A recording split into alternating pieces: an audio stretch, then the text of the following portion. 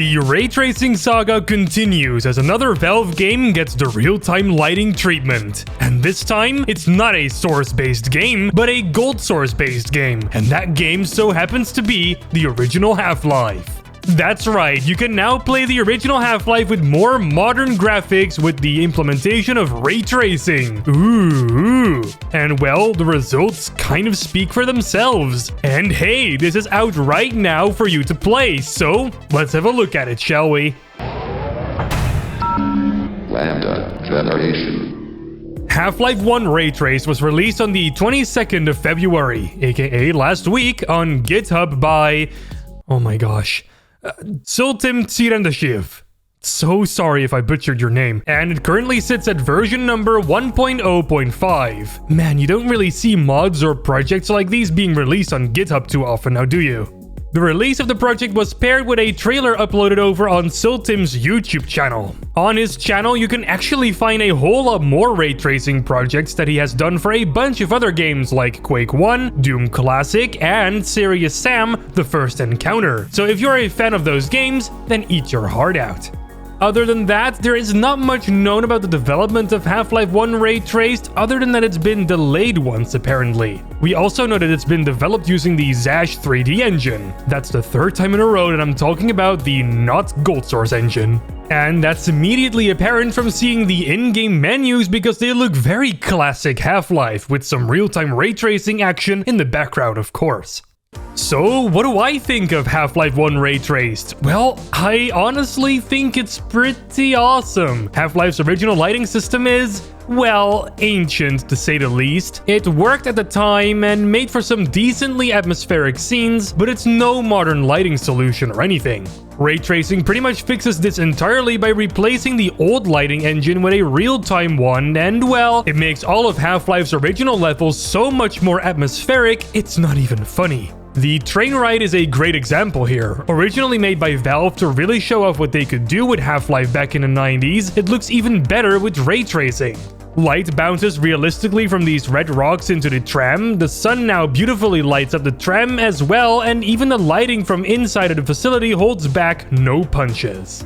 One thing you do immediately notice though is how the ray traced lighting doesn't really update all too smoothly sometimes. This might be a problem with ray tracing in general at the moment. Sometimes you see a bit of ghosting, sometimes you really see the lighting kind of generate around you. It's really new technology, so problems like these are just going to exist. Playing further through the game, I noticed as well that there are God rays as well, and sometimes they're used to great effect, but it's a bit inconsistent. For example, the anti-mess spectrometer has this ominous light ray coming out of it when you first preview it, but the moment you actually set foot in the test chamber, it doesn't do this anymore. Kind of a big shame. But I do like how they turn off all the lights when the machine powers on to really let the lighting that comes off of it grab the spotlight. And oh boy, is the Resonance Cascade quite a show. It's, however, maybe a little too bright for my taste though. Outside areas also really shine in this mod, obviously using the sun as a global light source. Shadows are entirely dynamic and the sun emits God rays as well, giving the whole place a bit more of a thicker atmosphere in general. It's pretty darn cool.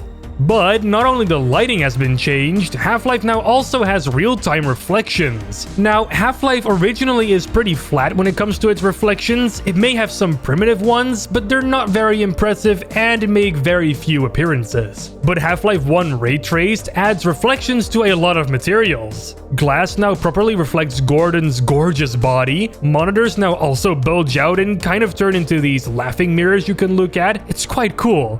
Heck, there's an actual mirror in the bathroom now. No tricks, it's actually reflecting the world properly. I did not know I'd ever see the day this mirror starts reflecting stuff. Such a miracle. And hey, water now also has proper reflections. It's no longer just a flat waving texture, it looks like proper source engine water, but instead of using planar reflections, it uses ray traced ones. Now, all of this might be a little overwhelming for you, I get it. If you're more of a purist, you can actually turn the classic lighting back on in the graphics menu. Reflections will remain though, and your flashlight may be broken. You can also turn off bloom, muzzle flash lighting, and the pixel textures if you like that smeared out look better.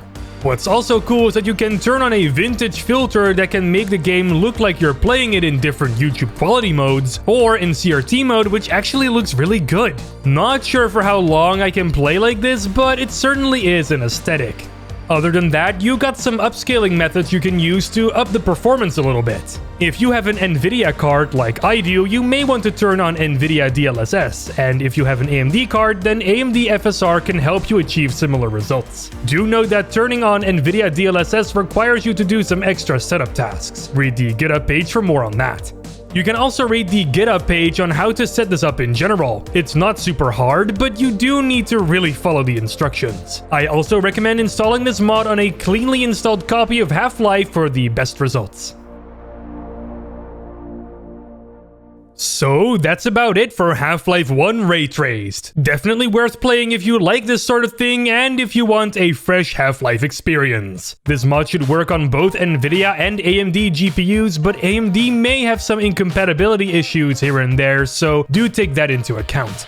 What do you think of Half-Life 1 Ray Traced? Are you going to try it out, or are you going to skip it entirely? Let me know in the comments. Like I say all the time, I read them all. Unless there are suddenly like a million comments. Then then I won't. That's just too much.